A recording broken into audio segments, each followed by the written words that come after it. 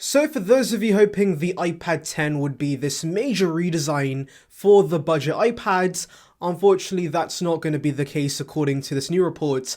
And so let's delve into these pretty disappointing details, but first make sure to like and subscribe for the latest Apple news and rumours, and with that being said, let's just tuck in. Right, so the information's coming from the very credible Dylan DKT, so no salt is needed for this report. So obviously a few weeks ago we had a pretty sus report regarding a major redesign coming to the iPad 10, but now Dylan, a way more credible source, has clarified on this and basically says the iPad 10 is going to be the last budget iPad to use the current design before the major redesign takes place next year. And so yes, that does mean the iPad 10 is going to look identical to pretty much every budget iPad to ever exist.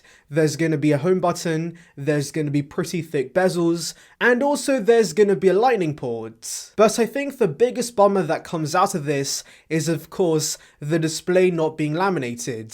This is the reason I'm put off by the budget iPad. You see, I'm fine with the design and my iPad needs are pretty basic, and so I can make do with the budget iPad, but the display not being laminated is really a massive deal breaker that puts me off. And so yes, I'm praying that we do see the display get laminated with the iPad 10, but since Dylan does say the design's going to stay the same, the chances of this happening are pretty low. And so yes, I'm really praying next year's redesign can offer a laminated display on the front. Now coming back to the iPad 10, of course you may be wondering what are the upgrades we can expect. Well, they're gonna be pretty minor ones. For example, 5G connectivity, the A14 chip, Bluetooth 5.0, and Wi-Fi 6. So yeah, changes I just don't care about. I guess the A14 chip's nice to have, and it will offer this iPad a year or so more of support, but that's about it.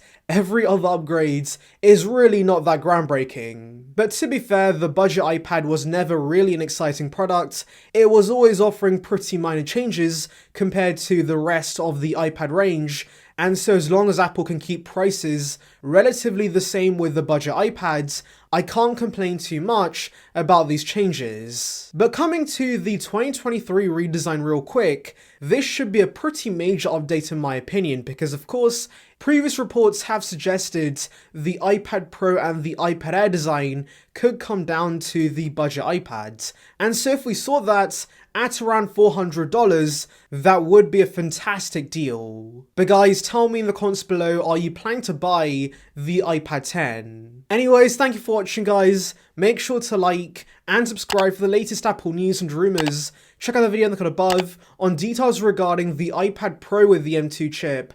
And on that note, I'll see you guys in the next one. See ya peeps.